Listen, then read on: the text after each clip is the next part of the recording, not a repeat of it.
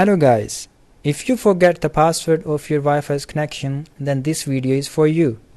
Today I'm going to tell you that how you can find your Wi-Fi connection's password easily on your computer.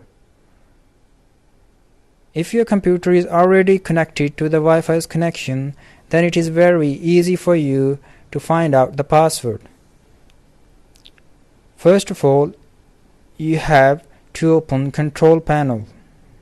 Click on the control panel, and then there are some options on the screen, and now you have to click on the network and internet's option that is right here.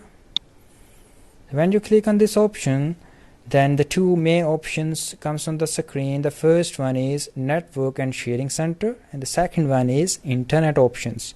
You have to click on the network and sharing center. After clicking on this point, you can see your Wi-Fi connection here, the name of your Wi-Fi connection. Now come to the left side of the screen, you will see some options. We have to go with this option, change adapter setting. Click on this option.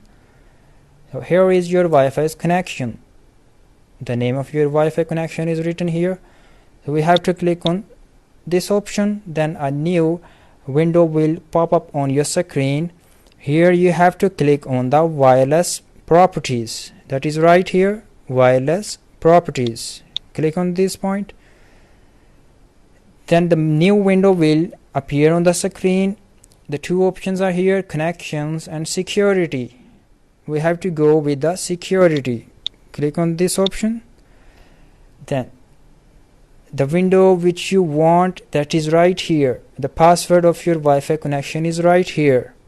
This is the password of my internet connection. If you click on the show character, then you can easily see your internet's connection, your Wi-Fi password. I hope so that this video is very informative and very helpful for you. So don't forget to subscribe my channel and also click on the like button. See you guys in the next video.